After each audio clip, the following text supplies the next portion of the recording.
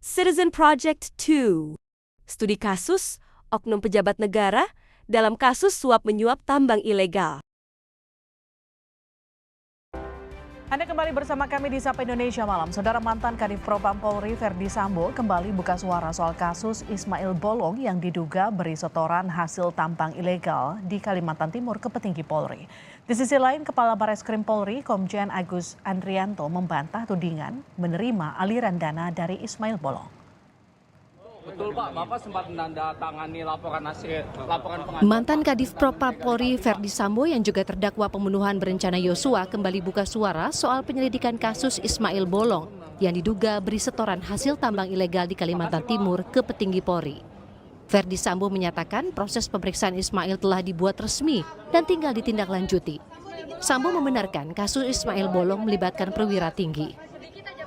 Secara resmi ya, sehingga artinya proses di Propam sudah selesai, karena itu melibatkan perwira tinggi. Nah selanjutnya kalau misalnya akan ditindaklanjuti, silakan tanyakan ke pejabat berwenang, atau kalau enggak, kasih instansi lain untuk melakukan penyelidikan, kan gitu. Ismail sama Kabar Reskrim sempat diperiksa Pak, Iya, sama Propam. Pak, tapi kan Ismail Bolong nggak diproses tuh Pak, itu bagaimana Pak? Kenapa dilepas? Kata Kabar Reskrim kenapa dilepas Pak? Bapak siap diperiksa. Laporan resmi kan sudah saya buat, intinya kan begitu. Pernyataan serupa pernah disampaikan Hendra Kurniawan, mantan Karopaminal Divisi Propam Polri. Hendra membenarkan jika dirinya mengusut kasus dugaan tambang ilegal di Kalimantan Timur yang melibatkan Ismail Bolong. Hendra membenarkan surat laporan hasil penyelidikan dana tambang ilegal yang diduga mengalir ke Kabar Reskrim. Kemarin Pak FS itu konfirmasi. Yang mana? LHP. Betul, itu. Itu benar ke Pak Hendra yang meriksa. Betul lah saya. Langsung Pak. Itu yang pejabat yang berwenang aja. Ada datanya nggak? Berarti surat penyelidikannya benar ya Pak ya? Ya betul. Berarti Pak itu menyeret Kabar Reskrim Pak ya, betul ya? Ya kan sesuai pertanyaan itu. Ya. Oke, terima kasih Pak. Kepala Bareskrim Polri Komjen Agus Andrianto membantah tudingan menerima aliran dana dari Ismail Bolong dalam kasus tambang batubara ilegal. Dalam keterangan tertulisnya pada Kompas TV, Agus menyebut, "Saya adalah penegak hukum. Ada istilah bukti permulaan yang cukup dan bukti yang cukup. Maklumlah kasus almarhum Brigadir Yosua saja mereka tutup-tutupi." Kabar Reskrim menambahkan, "Saya mempertanggungjawabkan seluruh pekerjaan saya kepada Allah Subhanahu wa Ta'ala, arahan Bapak Presiden kepada Kapolri, dan tuntutan masyarakat yang sedemikian cerdas." Irjen Purnawirawan Arianto Sutadi, penasihat ahli Kapolri, menilai Kapolri harus bertindak tegas menyelesaikan kasus ini, termasuk dengan bantuan PPATK untuk melihat rincian transaksi yang dilakukan Ismail Bolong. Kasus Ismail Bolong viral usai video dirinya membuat pengakuan menyetor 6 miliar rupiah ke petinggi Polri beredar. Yang dibagi menjadi 3 pengiriman masing-masing 2 miliar rupiah. Uang dikirimkan dalam waktu yang berbeda. Tak lama Ismail kembali membuat pernyataan bahwa video sebelumnya dibuat dalam keadaan mabuk. Ismail merupakan mantan personel Polres Samarinda yang mengundurkan diri pada Februari 2022.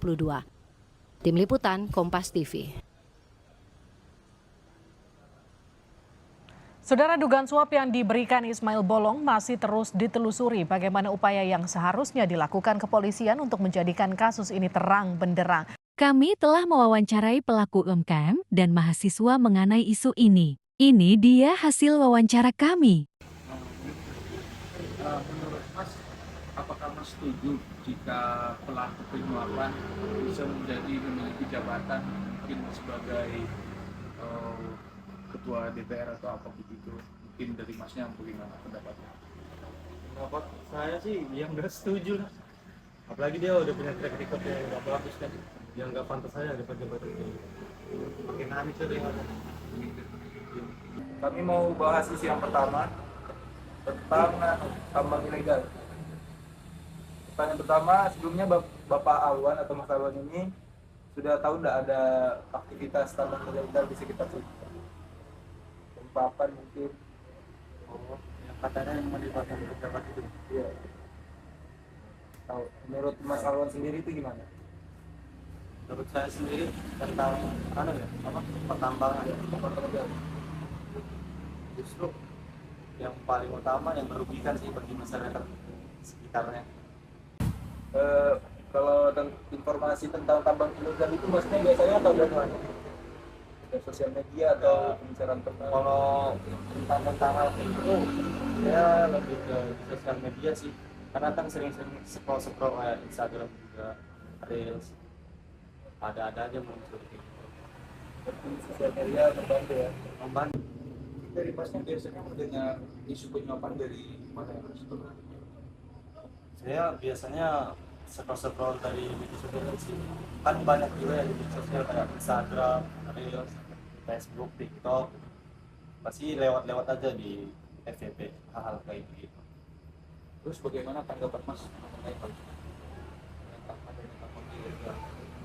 Tanggapan saya yang pertama ya pasti merugikan untuk masyarakat sekitar. Terus yang kedua juga pasti ada praktik namanya penyuapan. Kan nggak mungkin kalau tambang ilegal bisa berdiri kalau nggak ada main sama ya orang-orang atas lah. Kemudian menurut Mas yang Mas sudah ketahui itu mereka praktik penyuapannya seperti apa? Mungkin dari uang kah, tanah kah, atau barang mungkin? Kalau menurut saya pribadi nggak mungkin ya kalau tanah atau dalam bentuk semacamnya, mungkin yang pasti uang sih. Kebanyakan uang pasti. Bu Fitri selaku pedagang sembako. Nah, mengingat dengan tema kasus yang kami ambil, di mana pertanyaan pertama yaitu apa yang Ibu ketahui tentang aktivitas tambang di wilayah Ibu? Saya sangat mengetahui ya, karena ada beberapa warga yang sering menceritakan tentang aktivitas tambang. Lalu saya mendengar juga untuk 2 tahun terakhir ini itu juga ada aktivitas penambangan di dekat lokasi warga. Seperti itu. Oh baik, jadi Ibu mengetahui itu sejak setahun yang lalu. Baik, kalau gitu lanjut ke pertanyaan kedua, dari mana biasanya informasi tentang tambang ilegal tersebut diperoleh, Bu? Dari warga sekitar sih saat berbelanja seperti itu. Oh, jadi dari warga sekitar yang berbicara gitu, Ibu ya.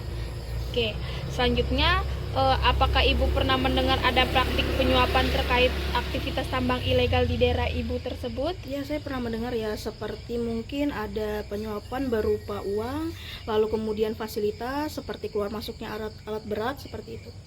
Oke, baik Bu. Untuk pertanyaan selanjutnya, menurut Ibu siapa saja pihak yang diduga terlibat dalam praktek suap tersebut, Bu?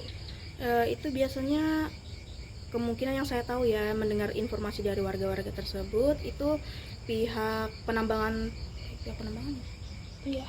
pihak penambangan yang terlibat seperti itu.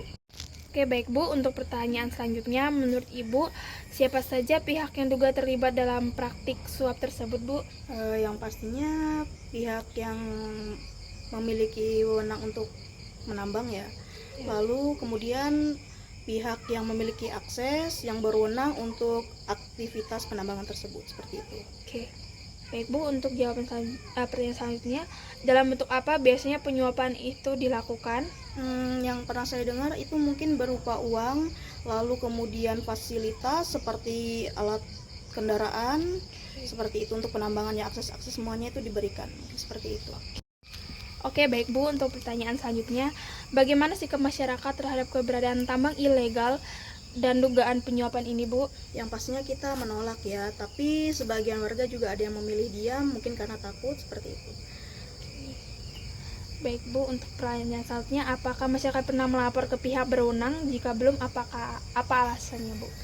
Kita sebelumnya sudah pernah melapor ya, tapi tidak ada tindak lanjut dari pihak berwenang untuk menindaklanjuti aksi penambangan ilegal ini.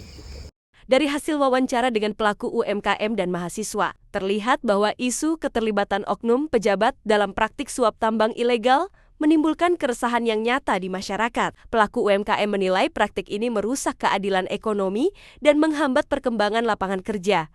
Sementara, mahasiswa menilai bahwa kasus ini menunjukkan lemahnya integritas dan kurangnya transparansi dalam pengelolaan sumber daya alam dan merusak alam itu sendiri.